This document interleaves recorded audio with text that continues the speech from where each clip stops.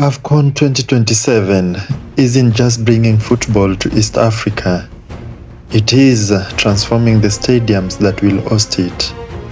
Across Kenya, Uganda and Tanzania, massive construction and renovation projects are changing the face of football infrastructure in the region. Some stadiums are being built from the ground up, others are being completely upgraded, and some of the region's most iconic venues are being given a new lease of life. But there is a bigger question. Which country is actually building the strongest stadium network for AFCON 2027?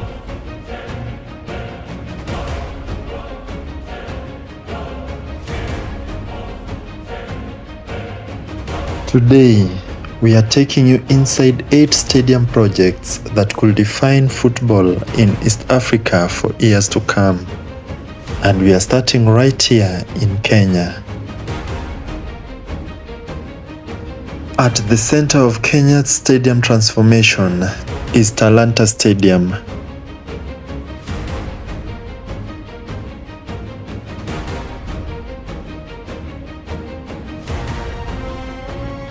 Rising from Jamhuri grounds in Nairobi, this isn't simply an upgrade. It is a completely new stadium designed to become one of Kenya's biggest sporting landmarks.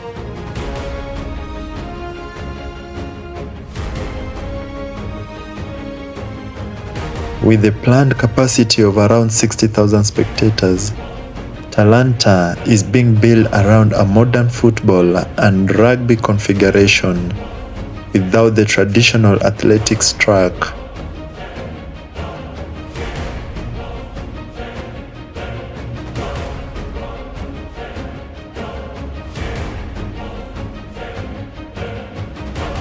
And visually, it's already becoming difficult to miss. The enormous roof structure gives the stadium a distinctive silhouette, while the design draws inspiration from the shield and spear, elements closely associated with Kenya's identity. But what's happening inside is even more important. The pitch is taking shape. Seats are already installed. Turnstiles and internal facilities are coming together, and the surrounding landscaping is beginning to transform what was once an open ground into a major sporting complex.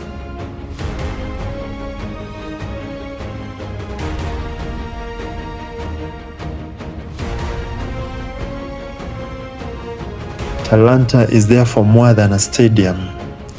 It is Kenya's statement that the country wants to compete at the highest level of African football infrastructure. But there is another stadium in Nairobi that doesn't need an introduction. Kasarani. For decades, this has been one of Kenya's most recognizable sporting venues. Unlike Talanta, Kasarani doesn't have to prove that it can host major events.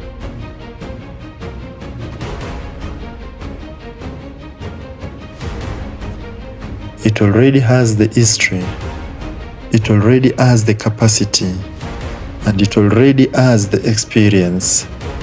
The challenge now is modernization.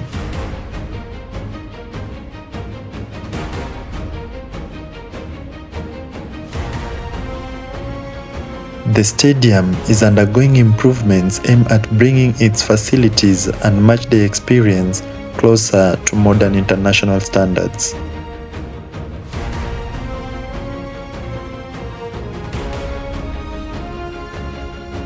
And this creates an interesting contrast. Talanta represents Kenya's new generation. Kasarani represents the old generation being upgraded for a new era.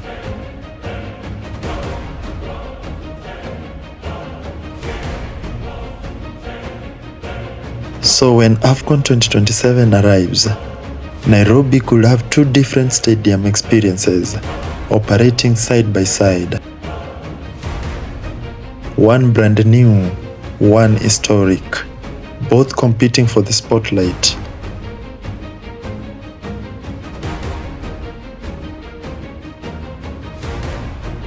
But Kenya isn't the only country preparing.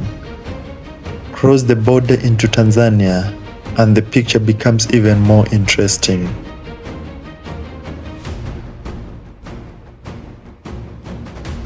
In Dar es Salaam stands one of East Africa's most established modern football venues, Benjamin Mkapa Stadium.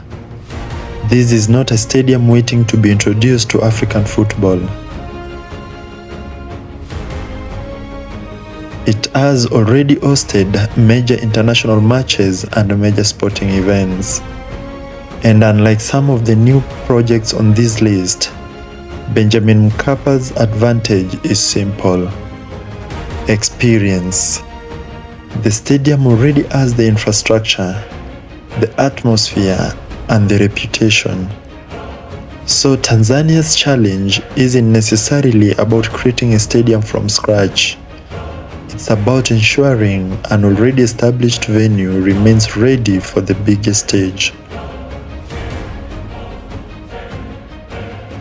And that gives Tanzania an interesting advantage. While Kenya is racing to complete new infrastructure, Tanzania already has a major venue capable of hosting large international crowds.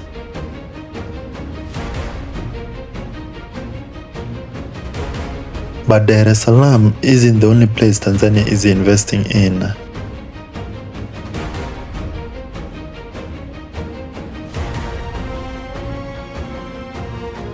Head north and another major project comes into view: Arusha.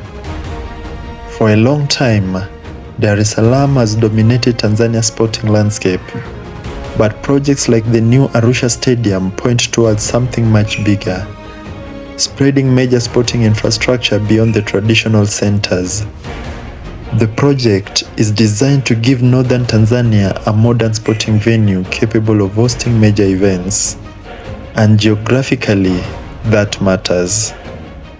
Because when you build a stadium outside the biggest commercial city, you aren't simply building seats and a pitch. You are creating a new sporting center. You are creating opportunities for local teams. You are attracting events. And you are giving another part of the country a chance to participate in the growth of the sports economy. And that brings us to Zanzibar. On the island of Zanzibar, another ambitious sporting project is emerging around Fumba. And this adds a completely different dimension to the East African Stadium story. Fumba is part of a rapidly developing area, and the stadium project reflects a wider vision of creating a modern urban infrastructure alongside new sporting facilities.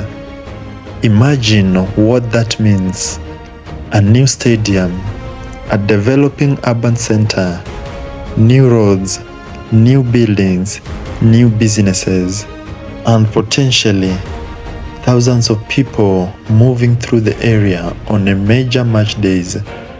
This is where stadium constructions becomes much bigger than football, because every major stadium has the potential to become an anchor for urban development.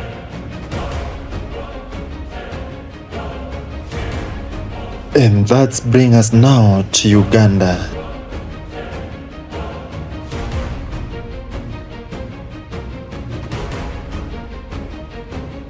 Because Uganda's stadium strategy may be one of the most ambitious stories in this entire region.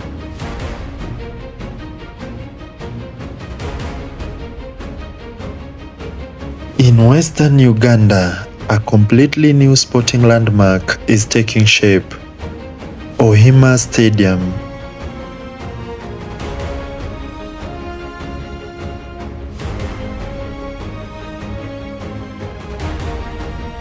This is one of the projects that shows how Uganda is attempting to expand its sporting infrastructure beyond Kampala.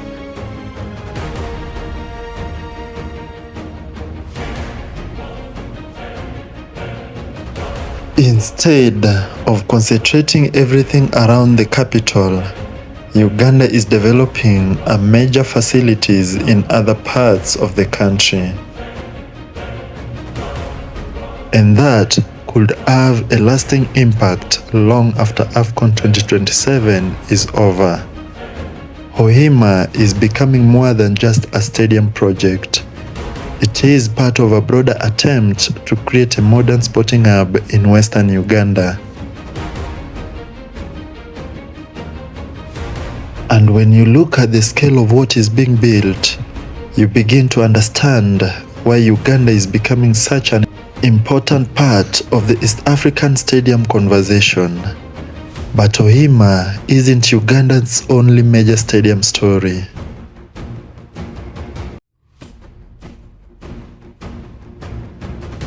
Then, there is the stadium that has carried Uganda's biggest football moments for generations, Mandela National Stadium. Located in Kampala, it remains one of the country's most important football venues, and its significance goes beyond the concrete and steel. This is a stadium with history. A stadium where generations of Ugandan football fans have watched their national team compete. But just like Kasarani in Kenya, history alone isn't enough anymore. Modern international football demands modern facilities, and that is why upgrading established stadiums is just as important as building new ones. Uganda therefore finds itself taking two approaches at the same time: building new stadiums while modernizing existing ones. And that strategy continues with another historic Ugandan name. In Lira, northern Uganda, another major stadium project is putting the region on the sporting map.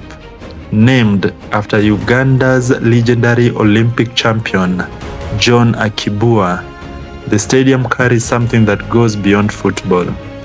It carries identity, it carries history, and now is being positioned as part of Uganda's modern sporting infrastructure. What makes projects like these fascinating is their location. Instead of putting every major stadium in Kampala, Uganda is developing facilities across different regions. And that could prove to be one of the biggest differences between the stadium strategies of the East African countries.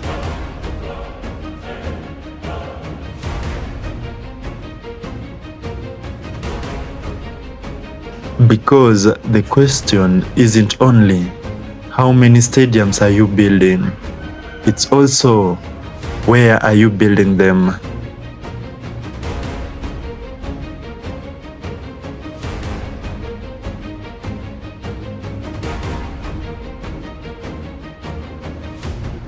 Now, step back for a moment. Look at all 8 projects: Talanta, Kasarani, Benjamin Mkapa, Arusha, Hoima, Mandela, Akii-Bua, and Fumba.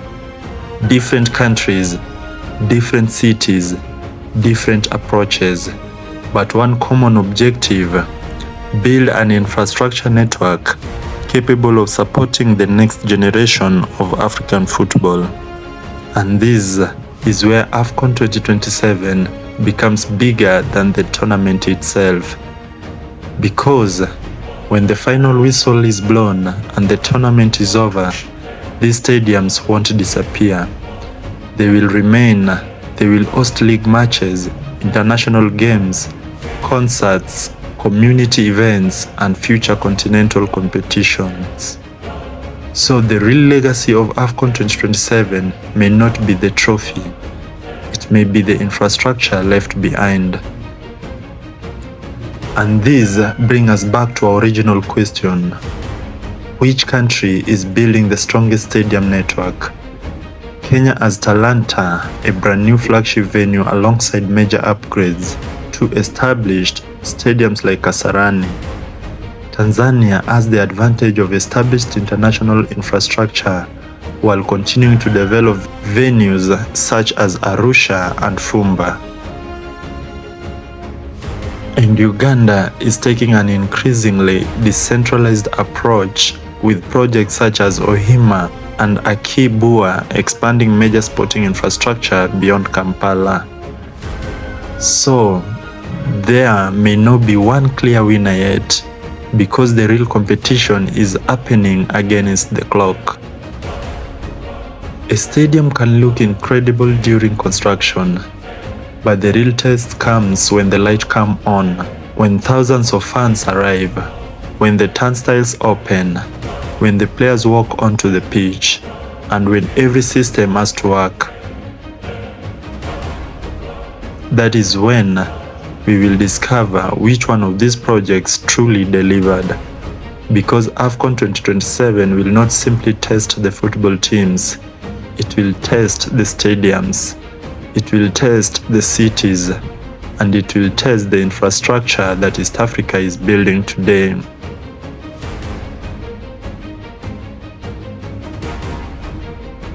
So, when you look at these 8 stadiums, don't just see construction site.